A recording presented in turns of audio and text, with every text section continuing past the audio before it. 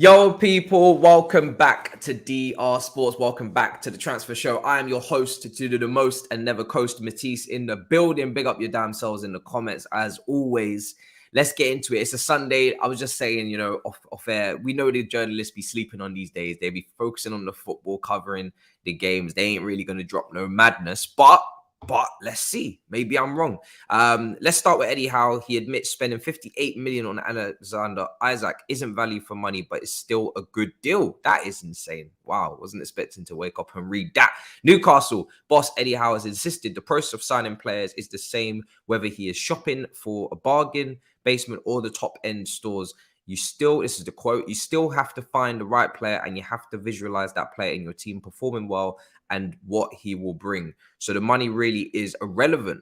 It's the media spotlight that is the big difference. That's an interesting one because obviously, as you can see on the thumbnail, we speak about money in this show now. We speak about the relevance of it, and I want to get you guys' opinion on that as well. When it comes down to transfer fees, is it starting to become redundant? Because everybody's overpriced. So is anybody really overpriced? If everybody's overpriced, if you get what I'm saying, the market has inflated so much to a level now where it's like, who cares?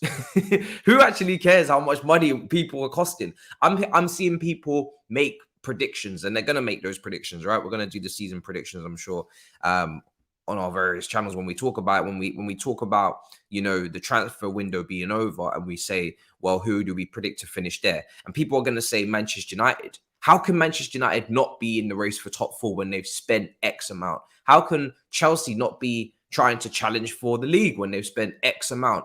And people will have their different judgments and say, according to X amount, you should do this, you should do that. But if everybody's spending crazy, right, then nobody's really spending crazy.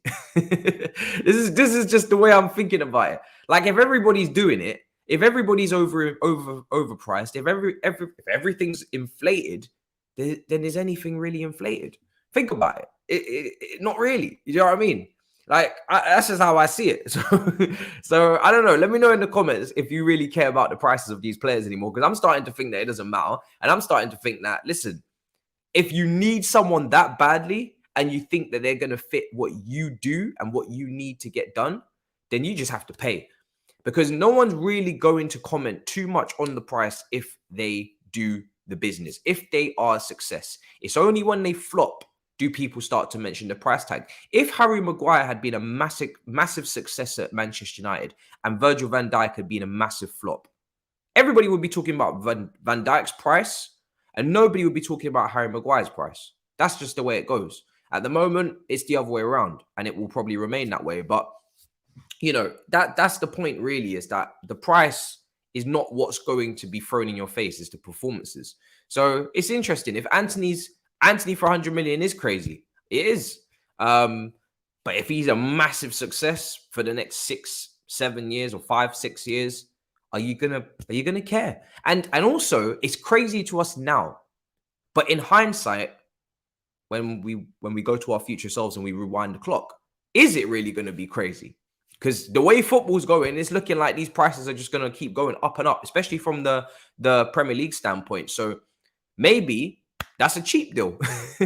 maybe that's actually not a bad price, So I don't know. We'll have to take a look, ladies and gentlemen. But you never know what these prices will mean in 2-3 years' time. Maybe the 100 million will be the new 50 million, which is how it feels to me. And the next 200 million, maybe 200 million deals will start getting done a lot more often than we think in the next few years. I don't know. It's going to be interesting. But yeah, let's get into it. So, Darwin Núñez, people will say overpriced. I agree. Again, 64 million plus the 21 million add-ons. Depends whether you want to add it in or not. Fofana, 70 million plus the add-ons. Antony, 84 million plus the add-ons, probably. Isak, 59 million plus the add-ons. Cucurella, 56 million plus the add-ons. So all of them you could say overpriced, and I'm probably missing out quite a few, maybe even Richarlison. So yeah, I just find it interesting, man. When we say everybody's overpriced, I'm just thinking, well, if everybody's overpriced, then surely this is the price. So yeah. How much do you think Mbappe is worth? That's a really good question. Let me know in the comments what you think about that. How much is Mbappe worth in this market? I think it depends on the team bidding. I think if it's anybody outside the Premier League, they immediately get a discount. It's still expensive, right? But they immediately get a discount. If it's the Premier League bidding, wow, I think you're looking at 275 to 300 million. Like if he didn't have his contract, like if you're saying that his contract is like in a normal period, 3 years left or something, obviously contracts always play a part. I don't know. I think he's worth 200 and something million. And the reason why I say that is because that's what I really believe it would take for PSG to sell. Remember, PSG paid, how much did they pay for him? Remind me, guys, in the comments. 150 million, was it? Paid 150, I think. Or was it more than that? You know, when it gets to that amount of money, you just think, bro, I don't even know the difference between 170 and 270 at that point. Yeah, I don't think PSG are parting with 125, 160. So there you go already. They're not taking less than 160, right? 220, someone's saying. It feels like it was that, wasn't it? Wasn't it? It feels like it was 220. Let me check this out because this is a great question, and now I'm actually very intrigued. I threw out there immediately 275, something like that, because that is what I believe it would actually take for them to seriously consider. Remember, PSG don't need money, so that's a very important factor in this conversation. They don't actually need the money, so on top of that, they're rich as hell, and they spent 180 million euros apparently. Yes, that sounds about right. 180 million euros for Kylian Mbappe. That's what I've been given by the old Googles. So I'm gonna run with it. And that's 152 million pounds. Actually seems quite low, but then again, they did buy him, I think, as a teenager. So when you factor all of that in, I feel like, yeah, minimum, I think you're talking minimum 250 and up, in my opinion, for PSG to sell. They really don't want to sell. Neymar was 220 from Barca. Okay, that makes more sense. He was the more established marquee marketing genius signing, etc. I get you. All right, cool. So yeah, that's how I feel. I feel like basically what they signed Neymar for is minimum what they'd be looking for Mbappe, considering he is now that guy.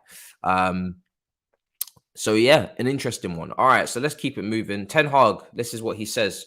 Ten Hag says Manchester United want Ronaldo to stay and that he is happy with strikers he has at the moment. Ronaldo came off the bench in the Manchester United 1-0 win over Southampton, and he reiterated that he wants to keep the 37-year-old. He said, we plan with him, so we want him to stay. So that is what we want. Do you know what? Yeah, Ten Hag has voiced that he wants Ronaldo to stay so many times that I'm actually starting to believe he wants Ronaldo to stay. I'm not going to lie to you. Like, immediately when he did it the first time, I said that was just chess. That was just, drafts, which is more basic, of course. But it's just a game he's playing. And I thought to myself, yeah, I don't really take this guy too seriously. Maybe he's just trying to keep his valuation at a good level. I'm sure he'd be ready to cut ties considering the fact that he is wanting out, etc. But he keeps saying he wants to keep him. So despite the links to Napoli, I'm going to reaffirm with my opinion earlier in the window that I just think he'll stay. I really do think he'll just stay at Manchester United. Lucas Paqueta has arrived in London. Feels like AGT when I try to say these things in a more accent, but that's just not my lifestyle. I don't have the facilities for that, so you just have to bear with me. West Ham medical later for him, so he's in London at the moment, and very, very good player. I'm actually interested to see how it works out for him under David Moyes at West Ham. I don't know. Do I hope he does well? Of course, West Ham, small rivalry with London clubs, I guess, but I just don't want another Ndombele to, we look at these Lyon midfielders. Bruno Gomes, thankfully, kind of proved many of us right in terms of just how good he was and why the big clubs were tracking him in the first place. I kind of want to make sure that, when we feel like these players at Lyon are going to do well, I want it to be reaffirmed with their performances. And he's another one where I'm excited to see what he does, man. And I hope he doesn't disappoint to a degree because I do think he's going to be really good. And again, it's another player that big clubs were after. And it's nice actually when big clubs, I think, get the slap in the face of missing out on a player like Bruno Gomes, like this guy as well. And another Leon midfielder you guys are mentioning in the comments there. I just think it's hilarious when they get that slap in the face, and I want it to keep happening. So I want him to actually do relatively well. This super chat coming in here says, "Big up, any surprise signings for Chelsea predicted?" I don't think anything big up, bro. First of all, I don't think any signing we make is going to be a surprise, to be honest, considering that every single player we want is very public and very obvious and very well reported. So I don't think it's going to be anyone out of the blue. But if it is, then that would be brilliant. You know, it'd be good to see maybe a surprise DM come in that we didn't think we was going to sign, like maybe the guy from Mönchengladbach. I don't know. Kuna. I don't know. But yeah, I think for me, Aubameyang still, there's talks. There's still talks for quite a few players like him. So I don't really feel like it'll be a surprise, you know, if he comes in. De Jong would be a surprise. Okay. That would be a real surprise. Kune. I don't know. Kune? Yeah, Kune. It would be a surprise though if De Jong came in, and that would be nice to see. But don't really think it's gonna happen. So if it does happen, it would be a surprise, but we'll see. But that's the only players I can really think of. Maybe Depay. Depay would be a surprise as well. I have a slight preference there. But let's get going as well. Ajax are demanding that Manchester United pay 84.8 million for Brazil winger Antony. And I think that basically is 100 million euros roundabout. I'm pretty sure. Yeah. When you get an exact figure like that in pounds with the 0.8, you kind of just think, yeah, it must be in euros, which is obviously the currency they're dealing with, something pretty well rounded off. So I think that's 100 million they're looking for there. And Ajax will approach Aston Villa about signing El Ghazi as a replacement for Antony if he leaves for Old Trafford. PSV are also interested in the Dutch winger. It's funny, you know, because teams like Ajax and PSV, they can take these very medium players. I call them medium players from Premier League, and they can turn them into superstars in the Dutch league. Bergwijn is a classic example of that. Didn't really do anything in the Premier League, and I see on his Ajax debut gets a hat trick. I'm just like it's insane what you can do if you leave the Premier League. Some of these players, you can really light it up in the Dutch league if you make that jump. It's insane. And Tottenham defender Sergio Reguilon is close to sealing a loan move to Atletico Madrid, with the Spanish club looking to have a replacement for Lodi, who is joining Nottingham Forest. That's actually making a lot of sense, to be fair.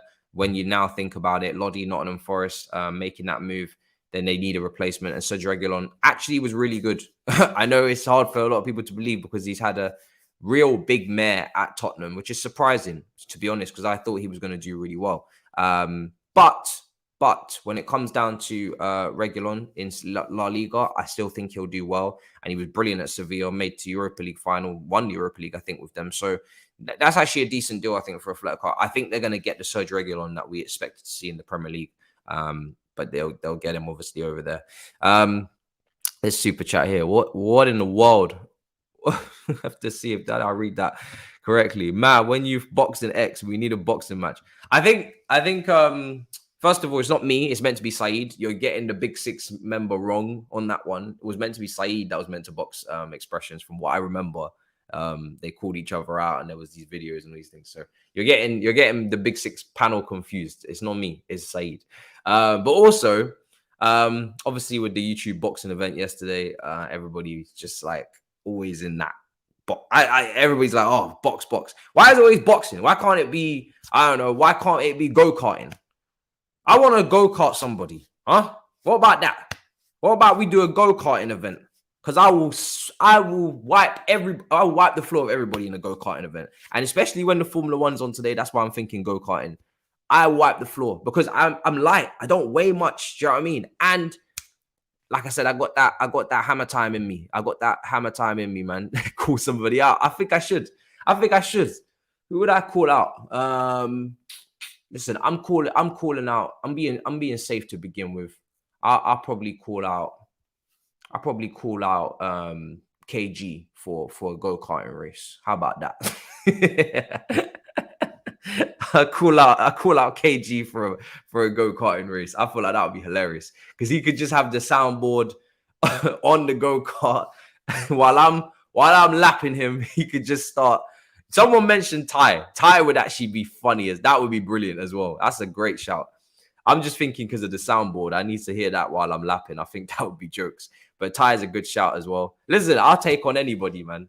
I'll take on anybody. I think go-karting, that's where it goes left for everybody else when it comes to me. But yeah, that would be jokes. So that's what I need, man. I need go-karting. I need that. So let's see any more comments. F1 YouTubers. I'm not really like amongst the F1 YouTube community too much as I should be, to be honest, because I love it. Okay, so let's see more comments. Chris Wood can go.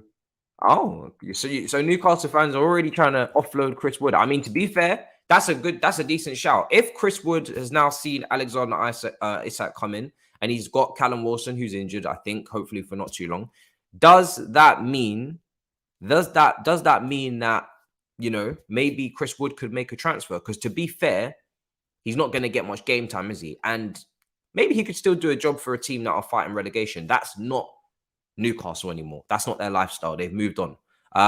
Big up Edwin for becoming a new member. That's big, bro. Much appreciated. Welcome to the community. Thank you so much. Listen, I'm not a fighter. I'm a man of peace. Do you know what I'm saying? And I'm obligated to say that publicly as well. So there's no point asking me these questions. But I would prefer to go kart because there's no brain damage if you can't defend. And the worst that can happen is a crash. And to be fair, I've had plenty of collisions in go-karting and you tend to walk away unscathed. So I would just prefer that because I've got a YouTube channel to run. We're on here every day as well, trying to make things happen. I'd rather have my head fully focused in the game so I can give you the transfer news. There's no point in me turning up, say, next week after a boxing fight and I can't even tell you what's going on in the world. So, it's logical. It's only making sense that we do something less dangerous. Why aren't Atletico Madrid trying to get Alonso but Reguilon? Because they probably understand that Reguilon's better. He's going to be better in terms of what they're trying to do. Remember, Simeone's all about speed. He wants quick transitions, quick. And Reguilon's quick. He is quick. So it makes more sense for them.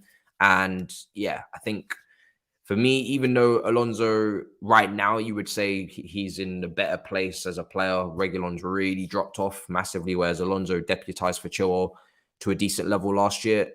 For me, I still think Reguilon he's gonna be the better investment. So I don't think they're making a mistake by doing that. But I understand your questions and queries because we would like to move Alonso on, but it's tough in these streets. It's not easy. Mitrovic would be a good signing for Chelsea, Matisse, ? I mean, I think Mitrovic would be a really good plan B for some teams, but we have to wait for the season to pan out. Let's let him finish what he started. If he continues on this goal scoring run, then fantastic. But I think when it comes down to him, I think as a plan B for big clubs, I think it would work. But I do believe still that big clubs will want another name as a plan A. He doesn't feel like a plan A to me at big clubs as of yet. But maybe he'll continue to grow on me in that respect. But we'll see. I'm not sure what his ceiling is as of yet. It's just nice to see him coming back to the Premier League and actually put the ball in the back of the net consistently so far.